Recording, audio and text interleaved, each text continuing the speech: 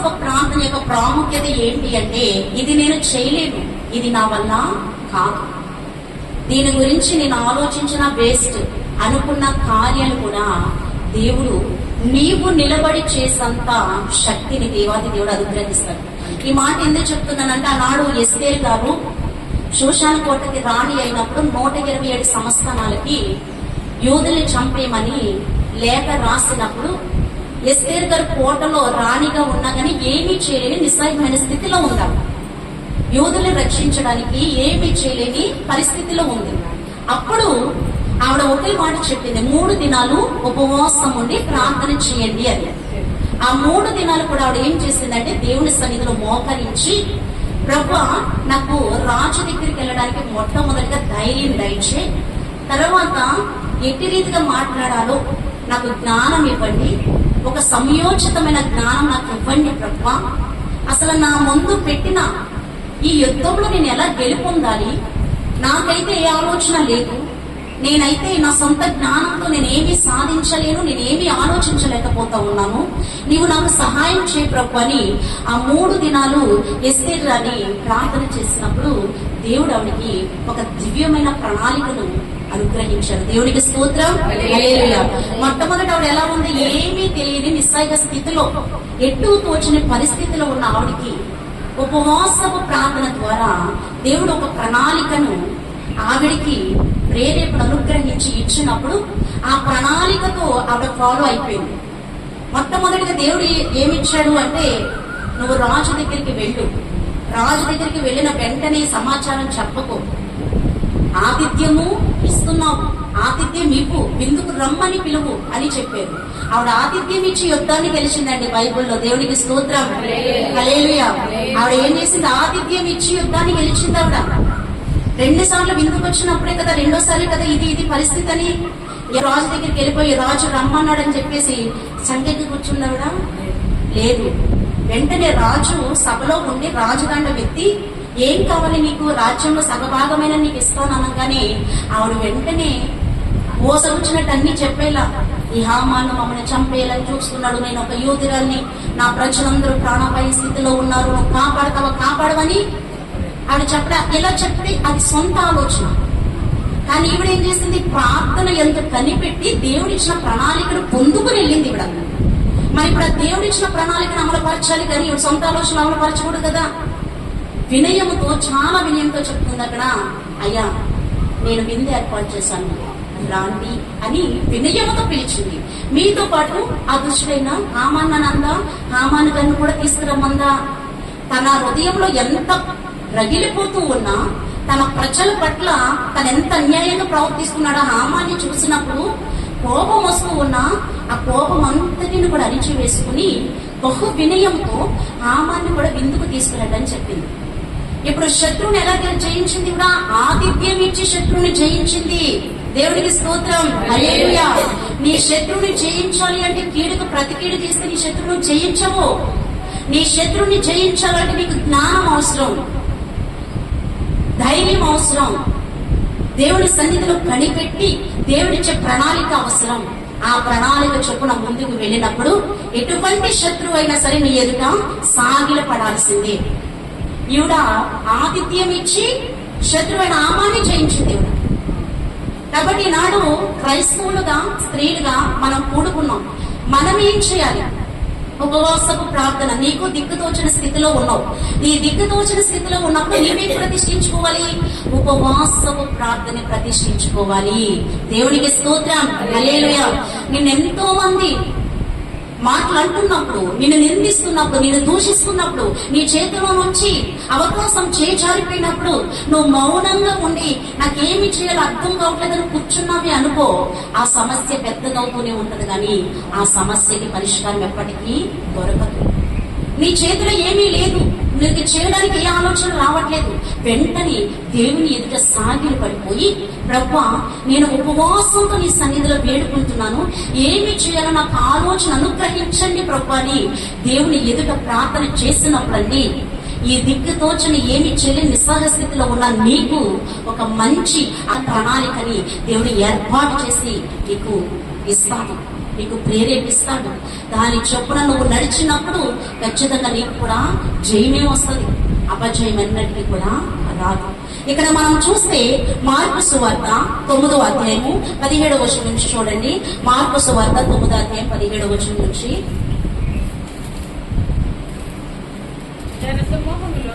జన సమూహంలో ఒకడు బోధకుడా మోగ దైవం పట్టిన నా కుమారుని నీ యొద్దకు తీసుకుని వచ్చితిని, అది ఎక్కడ వాణిని పట్టునో అక్కడ వాణిని పడద్రోయును. అప్పుడు వాడు నురుగు కార్చుకుని పళ్ళు కొరుకుని మూర్చిల్లును, దానిని వెళ్ళగొట్టడని నీ శిష్యుల్ని అడిగితిని కానీ అది వారి చేత కాలేదని ఆయనతో చెప్పెను. సరిపోతుందండి. ప్రభువైన యేసుక్రీస్తు వారు ఈ లోకంలో జీవించినప్పుడు ఆయన ఎక్కడ ఉన్నా సరే జన సమూహము కిక్కిరిసి ఉండేది. ఒకటి, ఆయన్ని వెంబడిద్దామని కాదండి, ప్రభువైన యేసుక్రీస్తు వారు ఇచ్చే రొట్టెల కోసము, ప్రభువైన యేసుక్రీస్తు వారు చేసే కార్యాల కోసము ఎప్పుడు యేసయ్య ఎక్కడున్నా సరే జన సమూహం ఆయన చుట్టూతే ఉండేది. చివరికి యేసయ్యని వెంబడించిన వారు ఎంతమంది ఉన్నారు చెప్పండి? యేసయ్యని వెంబడించిన వారు ఎంతమంది? 12 మంది శిష్యులే. ఇంత జనసమూహం అంతా కూడా చుట్టూ ఉన్నా గాని మరి జనసమూహం అంతా కూడా యేసయ్యని వెంబడించిందా? యేసయ్యని విడిచి వెళ్ళిపోయిందా? యేసయ్య కఠిన బోధ చేస్తూ ఉంటే నా శరీరము నా రక్తము త్రాగువాడి నిత్యజీవం గలవాడని కఠినమైన బోధ చేస్తూ ఉంటే సహించుకోలేని ఓర్చుకోలేని వాళ్ళు యేసయ్యని విడిచి వెళ్ళిపోతే 12 మంది శిష్యులే యేసయ్యతో ఉన్నారు. వారే ఈ ప్రపంచం మొత్తాన్ని కూడా కదిలించేలాగా చేశారు. దేవుడికి స్తోత్రం, హల్లెలూయా. నీవు ఎక్కడున్నా నీ ఆత్మీయ స్థితిని బట్టి నీవు ప్రపంచాన్ని తలకిందులు చేసేదల్లాగా ఉండాలి, నీ ప్రార్థన జీవితాన్ని బట్టి. అంతేగాని వీళ్ళ ప్రార్థనకి పిలిచిన వేస్ట్, వీళ్ళు వచ్చిన వేస్ట్, ఏదో వచ్చి టైంపాస్ గా కూర్చుంటారే తప్ప వీళ్ళ వల్ల ప్రయోజనం ఏమీ లేదు అని నిన్ను గురించిన ముద్ర ఎదుటివారు హృదయాల్లో పడిపోయింది అనుకోండి, నీకు ఇచ్చే రెస్పాన్సిబిలిటీ ఎంతో తెలుసా? నీకు ఇచ్చే గౌరవం ఎంతో తెలుసా? నువ్వు వచ్చినా నో ప్రాబ్లం, రాకపోయినా నో ప్రాబ్లం. ఏదో వస్తే కూర్చుని వెళ్తావు, వాళ్ళకు ఉన్నది ఏదో పెడతారు, వెళ్ళిపోతావు అంతే. కానీ పలానా వాళ్ళు వస్తే ఖచ్చితంగా ఎంత బలంగా ప్రార్థన చేస్తారో, ఎంత ఆదరిస్తారో, ధైర్యం ఎవరున్న లేకపోయినా వాళ్ళని తీసుకురావాలని నీ కోసం ఎదురు చూసేలాగా నీ ఆత్మీయ స్థితి ఉండాలి. అలా నీవు బలపడుతూ అనేక మందికి మాదిరికరంగా నీవు తయారు కావాలి. ఇక్కడ జన సమూహం అంతా కూడా యేసయ్య చుట్టూ ఉంటుండే ఒక వ్యక్తి వచ్చి అంటున్నాడు ఏమని అంటే, నా కుమారుని బోధకుడా మోగ దైవం పట్టిన నా కుమారుని ఎద్దుకు తీసుకుని వచ్చింది, అది ఎక్కడ వాణిని పట్టునో అక్కడ వాడిని పడద్రోయుడు. అప్పుడు వాడు నురుగు కార్చుకుని పండ్లు కొరుక్కుని మూర్ఛలను, దాన్ని వెళ్ళగొట్టడానికి నీ శిష్యులు అడిగితే కానీ అది వారి చేత కాలేదని ఆయనతో చెప్పాను. ఇప్పుడు ప్రభువైన యేసుక్రీస్తు వారి వెనకే 12 మంది శిష్యులు ఉంటున్నారు. ఈ 12 మంది శిష్యులు కూడా ఏముంటది చెప్పండి? 12 మంది శిష్యులు కూడా దేవుని యందు ఉన్న పరిశుద్ధాత్మ కూడా వారికి ఉండాలి. ఇప్పుడు యేసయ్య లేని సమయంలో కార్యాలు ఎవరు చేయాలి? శిష్యులే చేయాలి. మరి యేసయ్య లేని టైంలో శిష్యుల దగ్గరికి ఆయన తన కుమారుని తీసుకొచ్చాడు. అయితే ఆ మోగ దైవం అంటే ఇక్కడ కింద ఏమని రాయిందంటే ఆత్మ అని రాయబడి ఉన్నది. శిష్యుల దగ్గరికి ఈ మోగ దైవం పట్టిన ఈ యవనస్తుని తీసుకుని వచ్చారు, కానీ శిష్యులు స్వస్థపరచడానికి శక్తి సరిపోలా. ఎందుకు సరిపోలేదంటారు? ఎందుకు సరిపోలేదు అంటే యేసయ్య ప్రార్థన చేస్తూ ఉంటే వీళ్ళు కూర్చుని మాట్లాడుతూ ఉంటారు. యేసయ్య నైట్ అంతా కొండ మీద ప్రార్థన చేస్తా ఉంటే వీరిళ్ళు ఏం చేస్తారు? అందుకే యేసయ్యలో ప్రవహించే శక్తి వీరి దగ్గర లేదు కాబట్టి, ఆ శక్తి వీరు పొందుకోలేదు కాబట్టి వీరు స్వస్థత పరచలేకపోయారు. యేసయ్య మాత్రమే స్వస్థపరచగలిగాడు. దేవుడికి స్తోత్రం, హల్లెలూయా. ఇక్కడ చూడండి ఏమంటున్నారు, అది ఎక్కడ వాడిని పట్టునో అక్కడ వాడిని పడద్రోయును.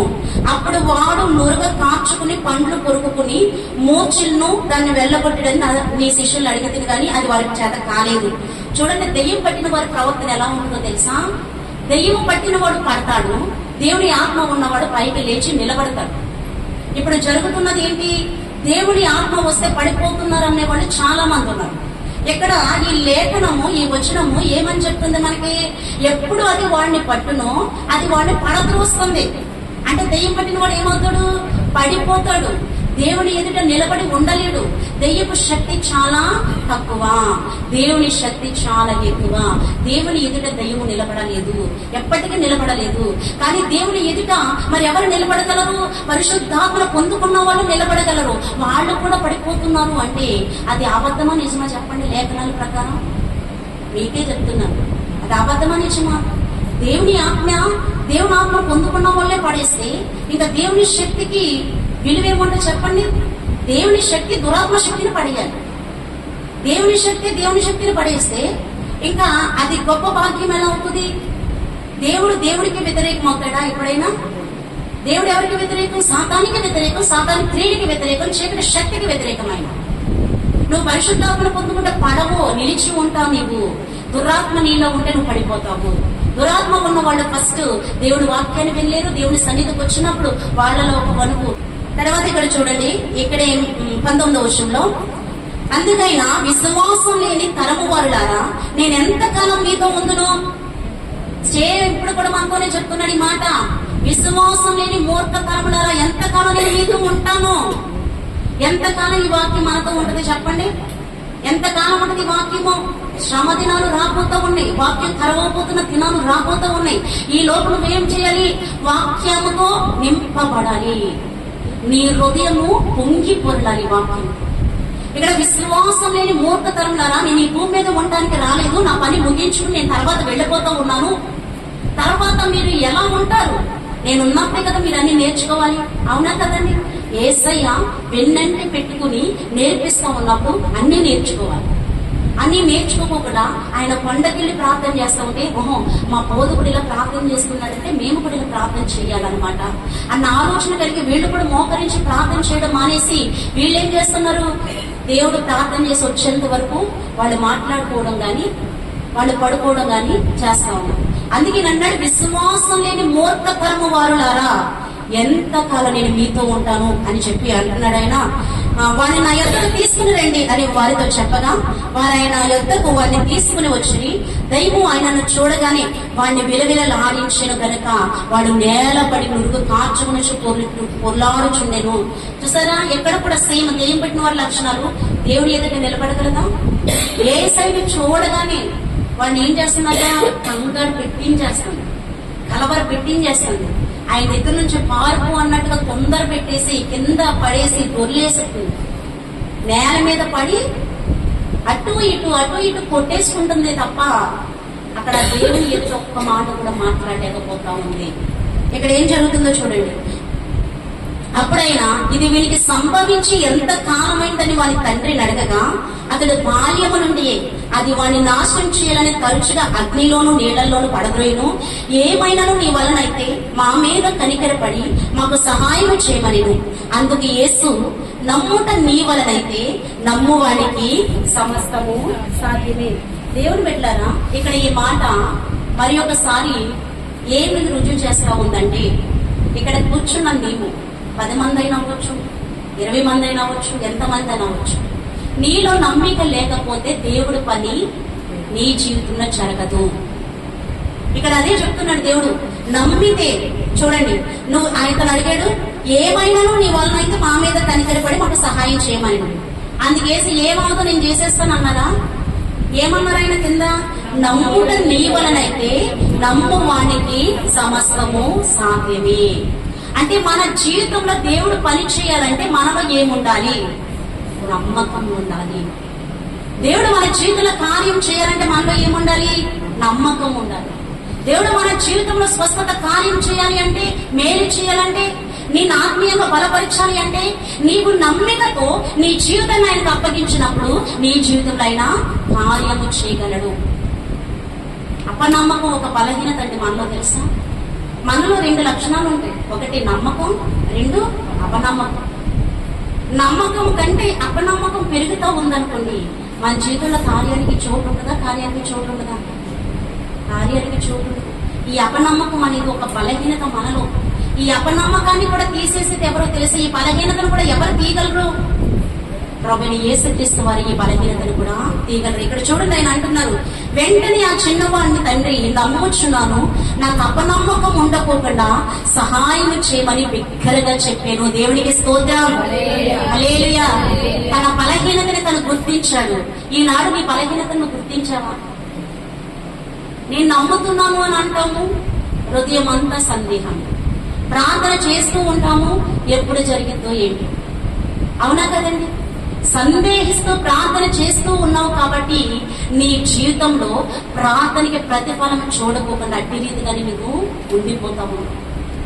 సందేహిస్తూ ప్రార్థన చేసేవాడు ఎప్పుడు కూడా కార్యాన్ని పొందుకోలేడు.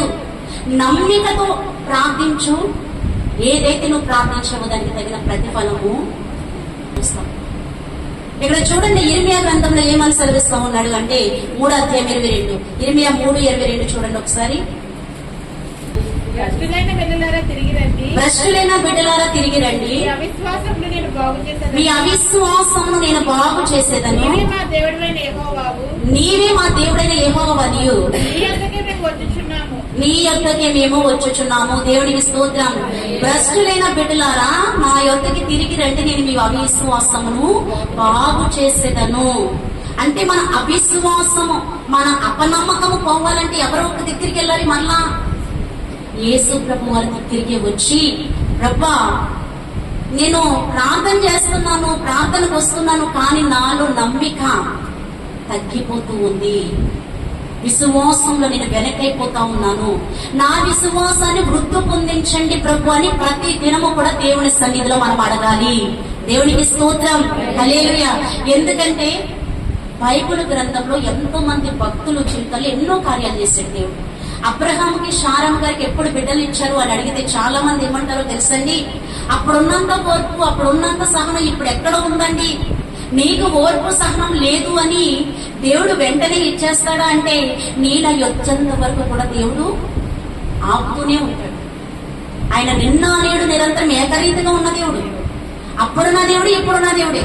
నువ్వెంతలా సహనముతో, నమ్మకముతో, విశ్వాసంతో ఆయన మీదే నీ కనుదృష్టి పెట్టుకుని వాగ్దానాలు చేత పట్టుకుని ప్రార్థన చేస్తా ఉంటావో అంతలా దేవుడు ఆలకించి సంతోషించి నీ విశ్వాసాన్ని బహు ముద్దుడైపోయి అప్పుడు నీ జీవితంలో కార్యం చేయడం మొదలు పెడతాడు. అంతే తప్ప నేను ఇప్పుడు వచ్చాను, నాకు ఇప్పుడు చేసి, నేను ఇప్పుడు వచ్చాను, నాకు ఇప్పుడు బయలుపరిచి అంటే సాతాను బయలుపరుస్తుంది. వెలుగుదూత వేషం వేసుకొచ్చి నిన్ను మోసం చేసి నీకు మోసకరమైన మాటలు చెప్పి నిన్ను ఆ ఊపిలోకి దించింది. చివరికి నీ జీవితం నాశనం వైపు వెళ్ళిపోతావు. కాబట్టి నీ ప్రార్థన అంశంలో నా విశ్వాసాన్ని వృద్ధి పొందించండి ప్రభు అని ఖచ్చితంగా అడగాలి. ఎబ్రీ పత్రిక ఒకసారి చూడండి, 11:6 ఎబ్రీ పత్రిక 11:6. విశ్వాసము లేకుండా